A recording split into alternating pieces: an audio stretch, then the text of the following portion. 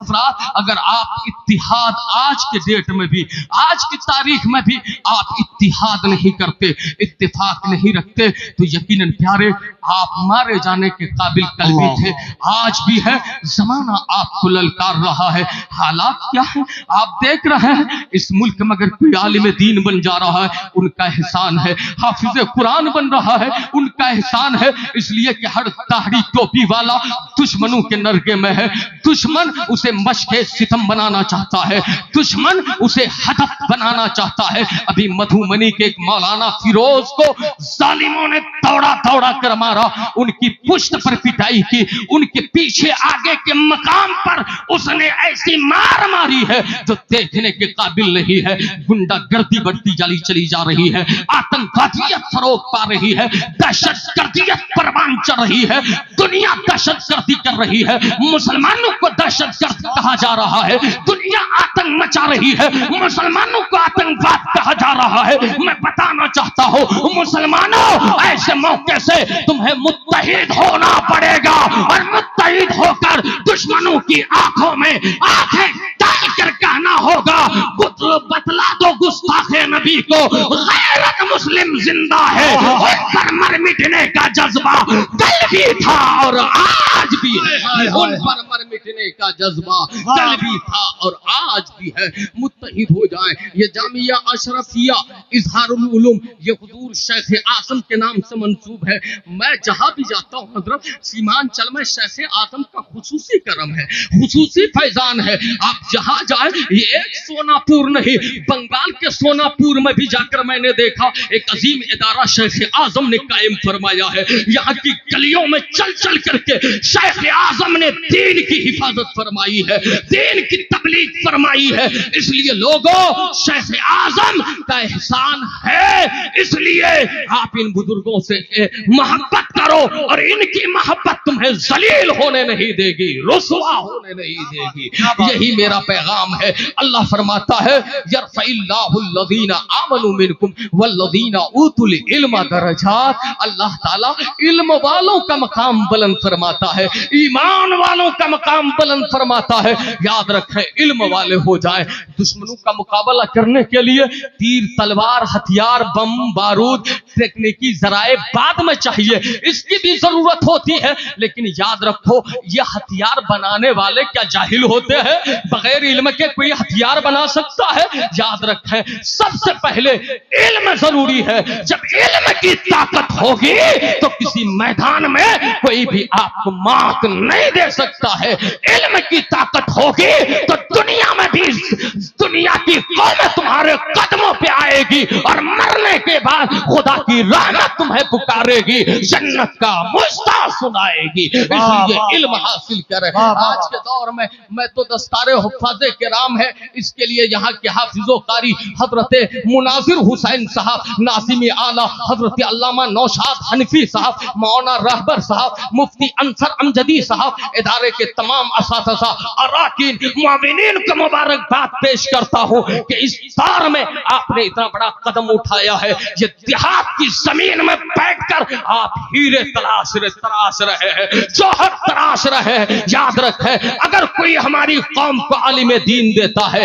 हाफिज कुरान देता है, तो हमारा उनसे बड़ा कोई मोहसिन नहीं है, मोहसिन नहीं है। इसलिए कि दुनिया वाले अपने अपने मफाद के लिए दुनिया की पढ़ाई पढ़ते हैं, लेकिन मदरसे में पढ़ने वाला सिर्फ अपने मफाद के लिए नहीं, अपने दीन की बुलंदी के लिए पढ़ाई करता है, अपने कौम की भलाई के लिए पढ़ाई करता है। दीन का अलम। वाह वाह, सुभान अल्लाह, सुभान अल्लाह। ये है तालीम की अहमियत। और तालीम नहीं है, इल्म नहीं है, हजार जलसे करा लो। और मैं तो इन जलसों का कायल भी नहीं हूँ। बड़ी जिम्मेदारी के साथ अराकिन से जुल्फकार भाई, ये दो शब का जलसा करवाने की क्या जरूरत है?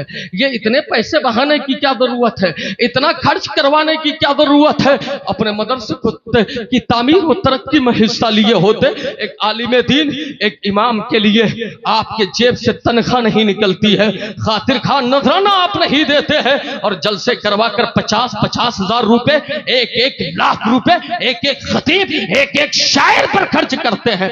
दें, उलमा को दें, खतीब को दें, शायर को दें, लेकिन ये मुस्तहिक बाद में, तुम्हारा इमाम पहले मुस्तहिक है। मुस्तहिक है। तुम्हारे यहाँ तुम्हारे बच्चों की जिंदगी संवारने वाले वो पहले मुस्तहिक है। इसलिए तुम्हारी मौत पे मुहिब्बुल कादरी यासत इकबाल बाद में आएगा, तेरी मौत पे तेरा इमाम पहले आएगा, तेरे मदरसे का तालिब इल्म। तकबीर, नारे रिसालत, मसलके आला हजरत, उलमाए अहले सुन्नत, नारे तकबीर, नारे रिसालत। आज हजरत निजामी साहब ये रोना रोया जाता है। हमारे यहाँ कोई अजीम तालीमी अदारा नहीं है, हमारे यहाँ कोई दानिशगाह नहीं है। सीमांचल के लोग गुर्बत का रोना रोते हैं और इनके यहाँ जलसे देख लो, एक एक रात में दर्जनों जलसे हैं, एक एक रात में दर्जनों जलसे हैं। और मैं तो कहता हूँ ये बाद में जिम्मेदार है। अगर मुहिब्बुल कादरी, मैं खुद ही अपनी जात पर फिट कर रहा हूँ, जब कोई आ रहा है मोटी रकम लेकर, मोटा नजराना लेकर, तो प्यारे ये कौम डायरेक्ट नहीं बुलाती है, वो मौलवी नुमाइंदगी करता है जिसकी तनख्वाह 8,000 होती है, 10,000 होती है। मैं पूछना चाहता हूँ फिर बाद में रोते क्यों हो? रोने की जरूरत नहीं है।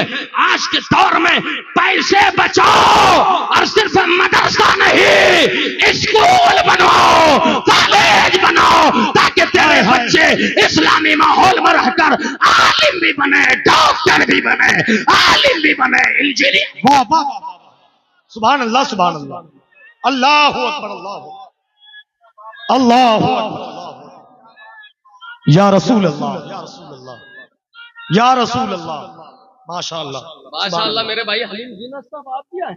माशाअल्लाह आज शहनशाह तरन्नुम आशिक़े आला हजरत असद इकबाल साहब तो है ही है, ये मीर बस में। माशाअल्लाह, सुभान अल्लाह, सुभान अल्लाह। गर्दो नवा में कई कई शायर हैं माशाअल्लाह। कारी दानिश साहब ने कलाम आला हजरत अच्छे अंदाज में पढ़ा, ठीक है।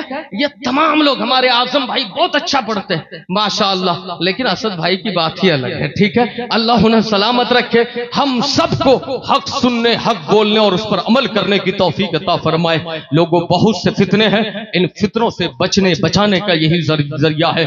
अगर आप यहाँ से जलसा सुनकर गए, नमाज न पढ़े तो जलसा सुनने का क्या फायदा हुआ? मस्जिदें वीरान रही तो क्या फायदा होगा? आज लोग कहते हैं हजरत मैं सोच रहा था दाढ़ी टोपी वाला मार खा रहा है। मैं बताना चाहता हूँ सिख क्यों नहीं मार खा रहा है? दूसरे लोग अपनी पर्सनालिटी के साथ जी रहे हैं, उन पर क्यों नहीं मार पड़ रही है? वजह यह है जिम्मेदार हम हैं, कसूरवार हम हैं। इसलिए कि दाढ़ी टोपी सिर्फ मौलवी के लिए जरूरी नहीं है ना, मौलवी के लिए नहीं ना, ये तो हमारी पर्सनालिटी है, बहैसियत कौम। अगर हर आदमी दाढ़ी टोपी पे आ जाए तो जालिम किस किस को मारेगा? वो थकार जाएगा और हमारा सफाया नहीं हो पाएगा। इसलिए एक बेचारा हजारों हिजड़ों के बीच जो दाढ़ी मुंडा कर चलते हैं, अंग्रेजी फैशन करके चलते हैं, दुनियादारी का रंग चढ़ाकर चलते हैं और कहते हैं अपने आप को मुसलमान, उनमें अगर कोई दाढ़ी टोपी वाला चला गया तो लोग समझते हैं ये तो मेरा ही भाई है। यहूदी कहता मेरा भाई है, ईसाई कहता मेरा भाई है, ये गैर मुस्लिम कहता हमारा भाई, इसलिए हम भी क्लीन शर्ट है, ये भी क्लीन शर्ट है, हम भी ऐसे है, वो भी ऐसा है, मतलब ये जैसा हम वैसा ये। इसकी जबान पर सिर्फ कलमा है, ये भी हम छीन लेंगे। अब इनको जो बचा रहा है ये दाढ़ी टोपी वाला है, इनकी जो गाइडिंग कर रहा है ये दाढ़ी टोपी वाला है। इसलिए वो जानता है दाढ़ी टोपी वाले को मार दो, इस्लाम खत्म हो जाएगा, दीन खत्म हो जाएगा। लेकिन मेरा चैलेंज है, एक नहीं हजारों लाखों दाढ़ी टोपी वाले शहीद कर दिए जाएं। इस्लाम न मिटा था, न मिटा है, न मिटेगा। कुरान न मिटा था, न मिटा है, न मिटेगा। इस्लाम की फितरत में कुदरत ने लचक दी है, जितना ही दबाओगे उतना ही उभरेगा, जितना ही दबाओगे उतना ही उभरेगा। इस्लाम का मुहाफिज खुदा है। और आज सबसे बड़ा फितना मुफ्ती अंसर साहब ने मुझसे कहा था, इस मौजू पर कई दिनों तक मेरी गुफ्तगू होती रही। 2 जुमलों में बता दूं, इर्तिदाद का फितना है। क्या है? इर्तिदाद का फितना है। बेटियां गैर मुस्लिमों के साथ भाग रही है। लोगों अपने अपने घरों पर गहरी नजर रखो, गहरी नजर रखो, अपने अपने घरों का जायजा लो। चलिए, असद भाई ने कहा तो मैं आपको समझा देता हूँ। इर्तिदाद पर अल्हम्दुलिल्लाह मेरा आर्टिकल भी है, अगर आप चाहे तो नेट पे सर्च करके उसे भी पढ़ सकते हैं। इर्तिदाद मतलब यह है अपने दीन से फिर जाना, दीन से फिर जाना। अब दीन से फिर जाने का मतलब कि खुल्लम खुल्ला आप हिंदू हो गए, यहूदी हो गए, ईसाई हो गए, ऐसा भी नहीं है। इंसान दिन से कैसे फिरता, उसकी तीन सूरत है। तीन सूरतों में इंसान काफिर हो जाता है। क्या होता है? काफिर हो जाता है। एक तो कभी काल से काफिर हो जाता है, कभी हाल से काफिर हो जाता है, कभी फेल से काफिर हो जाता है। ये तीन चीज है। काल मतलब कोई ऐसी बात कह गया कि अपने दीन से निकल गया, मुर्तद हो गया। और फेल कोई ऐसा काम कर गया कि अपने दीन से निकल गया। हाल मतलब उसके सामने कोई कुफरिया कलमा बक रहा था, वो तायद कर गया, खामोश रहा तो दीन से निकल गया। हजरात, मतलब यह है अपनी जबान पे किस कदर गिरफ्त रखने की जरूरत है, अपने कालो हाल को और फेल को कैसा मोहतात रखने की जरूरत है। और आज तो हजरत दीन की कोई फिक्र नहीं। ऐसा नहीं कि गैरों की साजिश के जरिए सिर्फ ये लोग इर्तिदाद का शिकार हो रहे हैं। इर्तिदाद का कहर हमारे घरों में दाखिल हो चुका है। वजह यह है, एक डॉक्टर से ये सलाह नहीं लेते लोग कि मेरी बिल्डिंग कैसे बनेगी, लेते हैं नहीं। एक इंजीनियर को इंजेक्शन देने के लिए नहीं बुलाया जाता है कि इंजीनियर साहब मेरा बेटा बीमार है, उसे आकर इंजेक्शन दे दो। समझते हैं बाप रे जान चली जाएगी। मतलब ले देकर अपनी जान की फिक्र है, अपनी जान की फिक्र है। लेकिन कुरान को, हदीस को, दीन को, मजहब को, मुस्तफा के लाए हुए अजीम दीन को लोगों ने इतना आसान बना लिया, हल्का बना लिया। हर आदमी चाय खाने में दीन पर बहस कर रहा है, मजहब पर बहस कर रहा है, और नहीं जानता फिर भी कहता ये जायज है, ये नाजायज है, ये हलाल है, ये हराम है। जबकि लोगों, दुनियावी मसले में खता कर जाओ तो हो सकता है एक डॉक्टर न होकर कोई इंजेक्शन दे दे तो तुम्हारी जान जाएगी, लेकिन तुम्हारी जबान से कोई ऐसा कलमा अता हो जाए तो जान नहीं ईमान चला जाएगा। और मोमिन वो है जो अपनी जान की फिक्र बाद में करता है, अपने ईमान की फिक्र बाद में पहले करता है, अपने दीन की फिक्र पहले करता है, अपने अकीदे की फिक्र पहले करता है। इसलिए लोगों, एक बुजुर्ग का कौल अभी मैं पढ़ा, सहाबी का कौल पढ़ा, वो फरमाते हैं कभी जान और माल को खतरा लाहिक हो, कहते हैं जान और माल को खतरा लाहिक हो तो माल दे दो जान बचा लो, माल दे दो जान बचा लो, इसलिए कि माल से ज्यादा अहमियत जान की है। वो फरमाते हैं और कभी जान और ईमान को खतरा लाहिक हो तो जान दे दो, ईमान बचा लो, अकीदा बचा लो, इसलिए कि ईमान से बढ़कर कुछ नहीं है, अकीदे से बढ़कर कुछ नहीं है। इसलिए लोगों, बेटियां, आपने दिन नहीं समझाया, ये मोबाइल जो है ना, इसने और तबाह कर दिया, बर्बाद कर दिया। ये जहरे कातिल है। घरों में मोबाइल देने वालों, अपनी जवान बेटियों को, बहनों को, अपनी जवान दोशीज़ाओं को मोबाइल पकड़ाने वालों, होश के नाखून लो। अगर तू पूरी जिंदगी सजदे में रहकर भी गुजारेगा और तेरी बेटी को तूने मोबाइल दिया, वो अय्याशी करती है, तो याद रखना तेरा ये सजदा तुम्हें जन्नत में नहीं ले जाएगा। याद रखना खुद को भी बचाना जरूरी है, अपने खानदान को बचाना भी जरूरी है। बहन बेटियों को समझाओ, मेरी बहन बेटियों, तुम्हारे लिए सबसे अजीम नेमत तुम्हारा दीन है। किसी के ढांचे में, किसी के फरेब में, किसी के धोखे में मत आना कि अपना दीन दे देना, सब दे देना, लेकिन दीन मत देना, इज्जत का सौदा होने मत देना। इसलिए कि दीन है तो सब है कि मोहम्मद से वफा तूने, तो हम तेरे हैं, ये जहां चीज है क्या, लहो कलम तेरे है। हमारा दीन ये है कि उन्हें जाना, उन्हें माना, न रखा गैर से काम, लिल्लाहिल हम्द में दुनिया से मुसलमान गया। हज़रत मुस्तफा की मोहब्बत हमारा दीन ये है। ताजुश शरिया की जबान में फरमाते हैं जिंदगी ये नहीं है किसी के लिए, जिंदगी है नबी की, नबी के लिए ना समझ मरते हैं, जिंदगी के लिए जीना मरना है, सब कुछ नबी के लिए जीना मरना है, सब कुछ नबी के लिए। हुजूर शेख आजम का भी यही पैगाम है, सरकारे कला का भी यही पैगाम है, मखदूम सिमना का भी यही पैगाम है, सारी खानकाहों का यही पैगाम है। मुस्तफा बरसा खेशरा के दी हमाउस गर्भऊ नरसीदी, तमाम नाम बूलह भी याद रखें मुस्तफा तक पहुंचना ही दीन है। ऐसा नहीं कि वजह में तुम हो नसारा तो तमद्दुन में हुनूद, ये वो मुसलमान है जिन्हें देख के शर्माए जो हो। ऐसा नहीं होना चाहिए। तुम्हारी पर्सनालिटी जो खुदा ने तुम्हें दी है उसकी हिफाजत करो, खुदा तुम्हारी हिफाजत करेगा। तुम दीन की हिफाजत करो, खुदा तुम्हें जलील होने से बचा लेगा, रुसवा होने से बचा लेगा। इसलिए प्यारे, इसी मसलक और मिशन पर आप कायम रहे। अपने बच्चों को आधी रोटी खाएं, भूखे रह जाए लेकिन उन्हें पढ़ाएं, उन्हें पढ़ाएं। इसलिए कि बातिल का मुकाबला इल्म के बगैर आप नहीं कर सकते।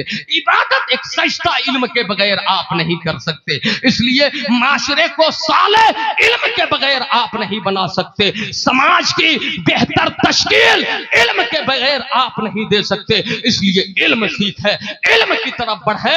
पहले दीन का इल्म सीख है, फिर स्कूलों कॉलेज का इल्म सीख है। बेटियों को आवारा घूमने के लिए उन स्कूल और कॉलेजों में न भेजे जहां जवान लड़के भी पढ़ते हो, लड़कियां भी पढ़ती हो। ये तालीम जायज नहीं, नाजायज है। बेटियों को के लिए सेफ स्कूल बनाए जहां किसी गैर मर्द की नजर न पड़े। जलसों में पैसे ज्यादा न खर्च करके पैसे बचाकर ऐसे स्कूल आप बना सकते हैं, ऐसे कॉलेज आप बना सकते हैं। यही मखदूम सिमना कॉन्फ्रेंस का पैगाम है। अल्लाह ताला जामिया अशरफिया इज़हारुल उलूम को दिन दुगुनी रात चुगुनी तरक्की दे। फैजान हुजूर मखदूम सिमना, वो हुजूर सरकार कला, हुजूर शेख आजम से हम आप सबको माला माल फरमाए। अस्तगफिरुल्लाह रब्बी मिन कुल्ली ज़ंबियों व तूबु इलैह, ला हौला वला कुव्वता इल्ला बिल्लाहिल अलिय्यिल अज़ीम। पढ़िए अशहदु अल्ला इलाहा इल्लल्लाह व अशहदु अन्ना मुहम्मदन अब्दुहु व रसूलुहु। अल्लाह ज़माने के तमाम फितनों से हमें बचाए। इंशाअल्लाह खुदा आबाद रखे चमन को। फिर कभी आप चल